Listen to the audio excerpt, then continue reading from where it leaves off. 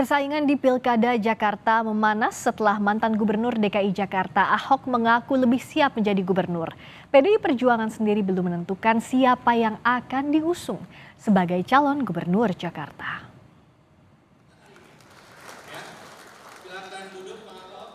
Mantan Gubernur DKI Jakarta Basuki Cahayapurnama alias Ahok mengaku saat ini lebih siap menjabat gubernur dibanding sebelumnya. Namun untuk maju di Pilkada 2024, Ahok menyerahkan sepenuhnya pada PDI Perjuangan. Oh iyalah, saya sekarang saya jauh lebih siap jadi gubernur sekarang karena udah lewatin sekolah Makobrimob kan saya bilang. Dan saya juga sudah pernah pengalaman 4 tahun lakukan penghematan optimalisasi biaya di Pertamina. Saya sih terima kasih aja orang ngarap saya bisa jadi gubernur lagi gitu ya. Tapi kan sekali lagi partai saya kan kursinya tidak cukup. Kita kurang 6 kursi. Nah, dan untuk kerjasama kayaknya saya lihat ya nggak tahu mungkin atau nggak mungkin itu urusan DPP ya. Soal siapa calon gubernur Jakarta dari PDIP, Masinton Pasaribu menyatakan partainya tak bisa mengusung sendiri. Meski demikian, PDIP mengutamakan kadernya untuk dicalonkan. Ya tentu di PDI Perjuangan itu pasti pertama itu memprioritaskan kader. Nah kemudian ya yang tadi kader, nah kemudian ya disesuaikan dengan kondisi realita politik ya di masing-masing wilayah begitu. Bahwa PDI Perjuangan perolehan kursinya ada 15 kursi, artinya tidak cukup untuk mencalonkan sendiri partai. Perlu 7 kursi lagi, 22 kursi lah minimum syarat untuk mencalonkan kepala daerah di Jakarta begitu. Nah tentu ini kan harus PDI Perjuangan harus membangun komunikasi ke partai politik lainnya agar bisa mengusung. Saat ini PDIP juga menaruh ketertarikan pada mantan Gubernur DKI Jakarta Anies Baswedan. Ya harus realistis bagaimana melihat situasi di lapangan karena setiap daerah itu wilayahnya itu berbeda-beda. Ini kira-kira peluangnya ada di wilayah mana? Ya. Nama Pak Anies juga katanya tertarik juga ya Pak? Iya. Menarik juga Pak Anies. Sejauh ini Anies telah mendapat kepercayaan dari PKB Jakarta untuk maju memperebutkan kursi Jakarta 1. Guna memastikan tiket pencalonan, Anies berencana menemui semua pimpinan parpol, termasuk Prabowo Subianto. Kami tentu membangun komunikasi dengan semua. Dan insya Allah akan bisa bersilaturahmi dengan pimpinan-pimpinan partai politik. Tentu akan berkomunikasi, berdiskusi dengan pimpinan-pimpinan partai lain, termasuk nantinya dengan Pak Prabowo. Sementara itu, Ketua Umum Partai Golkar, Airlangga Hartarto memastikan akan mengusung calon gubernur Jakarta bersama dengan Koalisi Indonesia Maju. Termasuk juga memutuskan di mana mantan Gubernur Jawa Barat, Ridwan Kamil, bertarung di Pilkada 2024. Ridwan Kamil tetap di Pilkada Jabar? Nanti kita akan putuskan, tapi surveinya arahnya trennya saintifik ke sana. Oke. Golkar tetap mencalonkan sendiri nggak di Pilkada Jakarta? Kita selalu mencalonkan bersama-sama, karena Partai Golkar we are not walking alone. We are walking together with Koalisi Indonesia Maju. Nama Anies Baswedan dan Ahok tak bisa dipisahkan dari Jakarta, terutama saat memasuki masa pilkada. Menarik untuk dinanti, apakah Anies dan Ahok akan saling berpasangan atau justru akan berhadapan? Tim Liputan Kompas TV. Apakah Ahok akan kembali bersaing di Pilkada Jakarta tahun ini? Kita bahas bersama politisi PDI Perjuangan Chiko Hakim dan Wakil Sekjen PKB Saiful Huda. Selamat malam, Mas Chiko, Mas Huda. Malam, Mas Chiko, Mbak. Malam, Mas Huda. Malam, saya ke Mas Chiko dulu. Kalau dari sinyalnya Pak Ahok ini sebenarnya sudahkah ada sinyal positif dari DPP untuk memajukan kembali namanya Pak Ahok? Bagi PDI Perjuangan khususnya terkait dengan Pilkada Jakarta tentu semuanya positif kalau terkait dengan Pak Basuki Cahayapurnama, begitu juga terhadap kader-kader yang lain gitu. Namun tentunya kalau kita bicara soal prioritas, nama Basuki Cahayapurnama atau Ahok itu tidak bisa dipungkiri bahwa masuk dalam skala prioritas, karena kita ketahui Pak Ahok ini ketika memimpin Jakarta diakui oleh masyarakat melalui survei tingkat kepuasan publik atau approval ratingnya yang sangat tinggi, dan kesuksesannya juga menata kota Jakarta dapat dirasakan secara langsung oleh masyarakat gitu, baik yang di kelas menengah, di kelas bawah maupun di kelas atas gitu. Jadi Pak Ahok ini juga elektabilitasnya sampai hari ini kalau kita lihat dari survei masuk dalam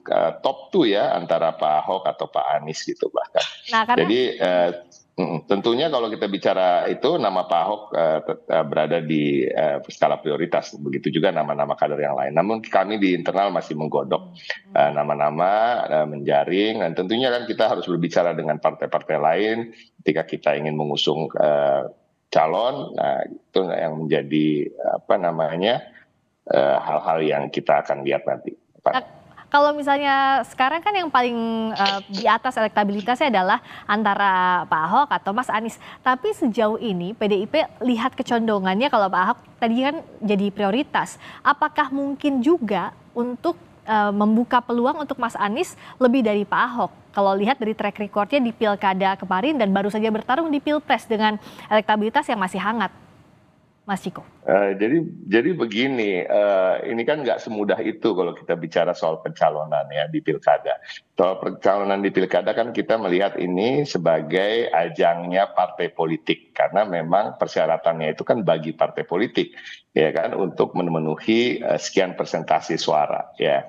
Itu yang menjadi utama. Tentunya kita harus melihat hitung-hitungan seperti itu. Ya, kita bicara soal PDI Perjuangan yang ingin mengusung calon, namun suara kami tidak mencukupi untuk mengusung sendiri, tentunya kita harus bekerja sama dengan partai politik lain. Nah, kita lihat kalau kita dari PDI Perjuangan yang kita utamakan, yang kita prioritaskan tentu mengusung kader kita, nama kader untuk masuk dalam kombinasi nama antara cagup ataupun cawagup. Kita realistis juga bahwa kita tidak mungkin juga nanti akan memaksakan harus jadi cagupnya. Nah, kita lihat nanti partai lain mengusung nama siapa.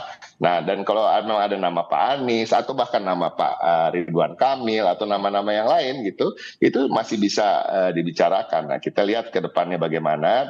Tentu kalau kita bicara soal Pak Anies maupun Pak Ahok, dua-duanya kan memang sudah teruji dan punya rekam jejak yang cukup baik sebagai pemimpin di Jakarta. Jadi ya ini wajar-wajar aja ini yang selalu menjadi pembicaraan. Tapi kita belum tentu tahu pasti apakah kedua nama itu yang akan muncul nanti. Jangan-jangan dari PDI Perjuangan juga kita punya senjata rahasia dalam tanda kutip. Oke, jangan-jangan temennya juga dari PKB nanti. Collab-nya ini Mas Eda. Nah, kalau sebenarnya kalau dari PKB ini kan yang sudah declare baru DPW Jakarta, tapi belum PKB DPP. Nah, seperti apa sejauh ini PKB sudah fix atau belum sebenarnya untuk mengusung nama Mas Anies, Mas Huda? Belum, kita masih mensimulasikan apa yang sudah diajukan oleh teman-teman PKB DKI Jakarta. Jadi di internal Despilkada DPP sendiri kebetulan masih mensimulasikan dua nama, Mas Anies yang direkomendasikan oleh teman-teman PKB Jakarta, sama Mbak Ida Fauziah, Menteri Tenaga Kerja hari ini yang kebetulan terpilih di dalam pileg kemarin mewakili Jakarta. Oke, tapi sejauh ini peluangnya Mas Anies selain nama Mbak Ida Fauziah tentu kan karena kader. Sudah seberapa persen jadi nama paling kuat di PKB bersama juga tentu nantinya parpol-parpol lain yang akan bersama-sama, Mas Huda? Ya, PKB menyadari betul bahwa kursi PKB 10 kursi di DKI artinya masih perlu tambahan 11 kursi untuk melampaui 20% parliamentary threshold. Artinya siapapun yang nanti akan kami rekomendasikan, apakah Mas Anies atau Mbak Ida, pasti harus membangun poros koalisi. Nah, dalam konteks ini kebetulan tahapannya baru akan mengukaka Mas Anies, habis itu akan memberikan penugasan untuk membangun koalisi siapapun di antara duanya, Mas Anies atau Mbak Ida Fauziah. Habis itu baru nanti proses untuk penetapan siapa yang akan diberikan rekomendasi oleh Despilkada DPP. Jadi kalau DPP memang belum fix ya, masih atau antara Mas Anies atau Mbak Ida. Artinya Mas Ciko, kalau PDI Perjuangan tentu kan harus cari kawan, iya. Tapi di sisi lain kalau bicara soal hitung-hitungan, kan nggak mungkin antara Mas Anies duet sama Mas Ahok. Karena dua-duanya sudah pernah jadi gubernur, secara PKPU tidak mungkin maju bersama-sama. Artinya pilihannya adalah menggayat Mas Anies yang artinya berseberangan dengan 2017 lalu, atau membiarkan El Clasico terjadi lagi di 2024 ini. Gimana Mas Ciko kalau PDI Perjuangan menghitungnya? Kita melihatnya tidak dari itu ya, saya ulangi lagi ya, kita melihatnya yang utama bagi kami sekarang adalah mengerucutkan nama kader di internal kami yang akan kami usung, karena itu yang menjadi prioritas. Prioritas kami harus ada nama dari internal kami yang masuk dalam kombinasi nama antara cagup ataupun cawagup. Itu dulu. Jadi ada nama-nama seperti Pak Basuki Cahayapurnama, Pak Ahok. Tentunya ada nama Pak Jarod juga. Ada nama Bu Risma, ada nama Pak Andika Perkasa, ada nama Prasetyo Edi Marsudi, ada nama Charles Honoris. Dan bahkan ada beberapa nama lain yang juga diusulkan oleh DPD, ya gitu, anggota-anggota DPRD dari fraksi PDI Perjuangan. Dan beberapa nama seperti yang cukup dibicarakan tapi belum tentu maju juga atau bersedia, ya ada nama Mas Pramono Anung yang sekarang sekretaris kabinet. Jadi intinya di internal kami masih menggodok itu, dan kita memfokus pada itu. Tadi juga disampaikan oleh Mas Saiful Huda, bahkan belum ada juga di antara nama-nama tersebut yang benar-benar mendapatkan surat tugas.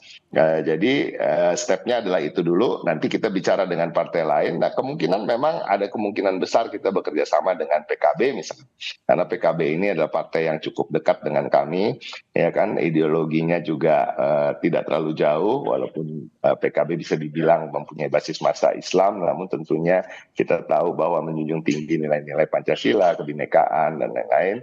Dan nanti kita bicarakan kalau PKB mengusung Bu Ida misalnya, bisa juga akhirnya sama Bu Ida gitu. Atau bisa juga dengan Mas Anies. Tapi intinya kalau disebut semua nama ini, saya rasa semua nama yang beredar dan mencuat, saya rasa cukup kompeten dan mumpuni. Jadi warga Jakarta ini cukup beruntung karena pilihan-pilihannya ini dari semua nama, baik itu dari kader internal kami maupun kader-kader partai lain ataupun tokoh-tokoh non-partai yang disebut-sebut. Ini adalah tokoh-tokoh yang saya rasa sangat kompeten dan memenuhi kriteria-kriteria sebagai pemimpin yang mumpuni untuk Jakarta ke depan. Kalau sekarang dari PKB juga sama dengan PDIP masih berfokus untuk mencari siapa kira-kira kader internal yang akan diberikan penugasan di Jakarta. Tapi Mas Huda, komunikasi politik pasti kan sambil dilakukan lah di belakang layar, di bawah meja. Nah, ini sejauh ini siapa saja yang sudah membuka komunikasi dengan PKB? Ya, setahu saya teman-teman PDIP komunikasi, teman-teman PKS juga komunikasi, dan teman-teman Nasdem juga komunikasi. Tapi pada konteks ini saya ingin menyampaikan beberapa hal ya. Yang pertama, poros koalisi partai dalam Pilpres, saya meyakini tidak akan merembes menjadi konfigurasi di pilkada ini, termasuk DKI Jakarta. Jadi kalau ada yang meyakini bahwa poros Pilpres akan memberikan efek, saya kira saya termasuk yang meyakini itu tidak akan terjadi. Nah, karena itu menurut saya munculnya Pak Ahok di dalam pilkada DKI saya kira akan cukup menarik. Misalnya Pak Ahok mantan gubernur, Mas Anies juga mantan gubernur. Terus kemudian Pak Ahok punya karakter kepemimpinan yang berbeda sekali dengan Mas Anies. Artinya akan punya ceruk pemilih yang berbeda. Pak Ahok terkesan sangat taktis dan sangat belak-belakan dalam membangun dan membuat kepemimpinan di DKI Jakarta waktu itu. Mas Anies cukup kalem dan partisipatif dalam memimpin Jakarta selama 5 tahun terakhir ini.